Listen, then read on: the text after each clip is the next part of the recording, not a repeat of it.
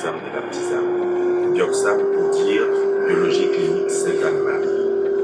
C'est un laboratoire qui a une très grande expérience et une longue expérience depuis de nombreuses années, plus de 30 ans d'expérience, qui a glané de nombreux certificats, dont le dernier obtenu en 2013 est le certificat ISO 9001 version 2015. Et nous sommes capables de réaliser annuellement 45 000 dossiers.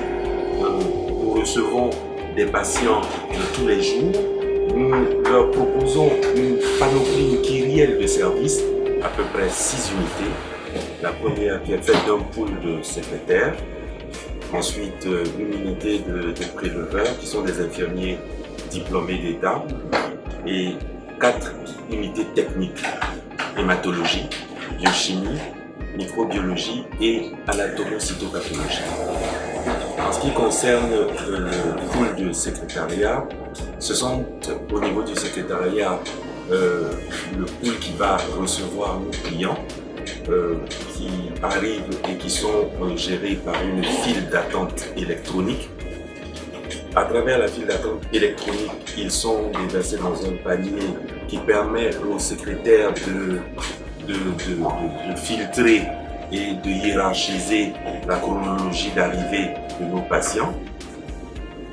Le secrétaire va faire des appels qui seront audibles et visuels, parce qu'il y a un écran de télévision qui affiche aussi les différents numéros qui seront appelés.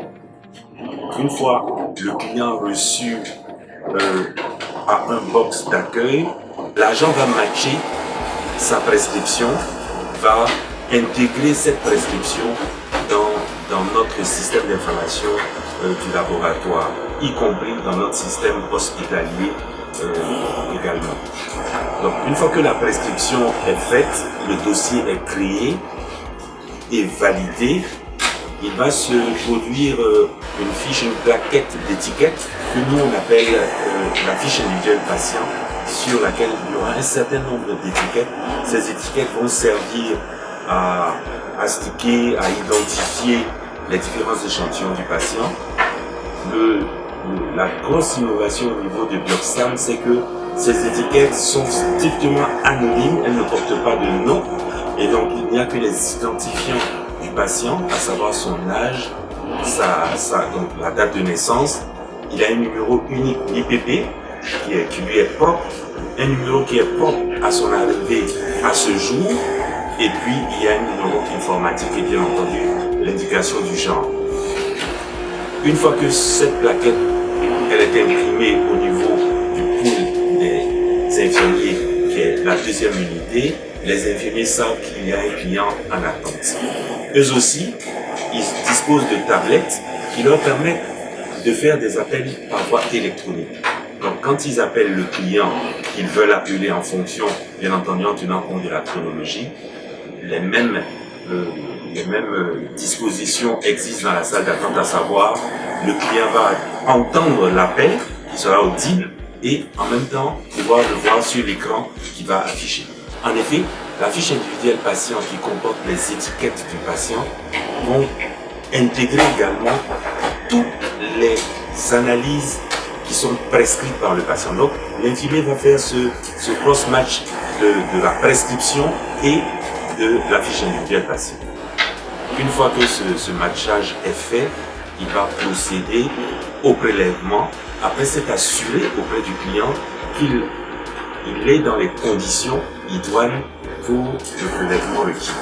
Après le départ du client, l'infirmier va procéder à une deuxième étape qu'on appelle l'étape du pré-traitement, parce que nous disposons d'un autre pool qui est attenant au pool des infirmiers, c'est le pool de dispatching dans lequel sont préparés, pré-traités les échantillons que nous recevons.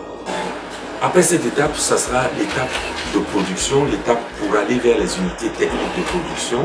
Donc ça sera successivement en fonction des prescriptions. L'infirmier va déposer les échantillons dans l'unité d'hématologie, de biochimie, de microbiologie ou d'anatomocytopathologie. En hématologie, nous faisons tout ce qui est comptage cellulaire, les facteurs de la coagulation, la recherche des parasites sanguicoles, les sujets qui sont immunodéprimés avec le suivi par les cellules CD4. Et nous avons également dans cette unité une grosse activité de banque de sang. Et c'est d'ailleurs cette banque de sang qui fait aussi la particularité de cette unité, qui est l'hématologie. Ensuite, l'unité de biochimie. Dans cette unité, nous réalisons tout ce qui est chimie générale, biochimie générale donc, mais également nous faisons l'homologie, les marqueurs tumoraux, les électrophorèses d'hémoglobine et de protéines, et nous faisons aussi tout ce qui est marqueurs hépatitiques, etc. À côté de l'unité de biochimie, nous avons l'unité de microbiologie. En microbiologie, nous faisons tout ce qui est bactériologie, tout ce qui est virologique et tout ce qui est parasitaire. Et dans cette unité, effectivement, une des spécificités, c'est que nous avons essayé d'automatiser certaines paillasses parce que c'est en biologie humaine, c'est une des unités qui est la moins automatisée. Mais nous avons essayé tant bien que mal d'automatiser certaines des paillasses dans cette unité, à savoir le tri des différentes urines que nous recevons pour permettre de savoir celles qui sont potentiellement infectées ou non. Ensuite, en ce qui concerne l'identification des potentiels germes qu'on peut trouver sur les différents échantillons, cette identification se faisant de façon automatisée dans notre laboratoire, et également la recherche des antibiotiques capables d'agir sur ces germes, c'est une étape aussi qui est faite de façon automatisée avec un équipement, et donc nous arrivons à pouvoir sortir des résultats de culture avec identification et antibiogramme, quelquefois même en moins de 24 heures. Mais sinon, en 24 heures, nous pouvons sortir des résultats, voire 48 heures. Enfin, nous passons à l'étape de l'anatomocytopathologie, qui est une étape importante et une particularité de notre laboratoire, parce que notre laboratoire est capable de faire de l'anatomocytopathologie. Il s'agit de l'étude des tissus humains.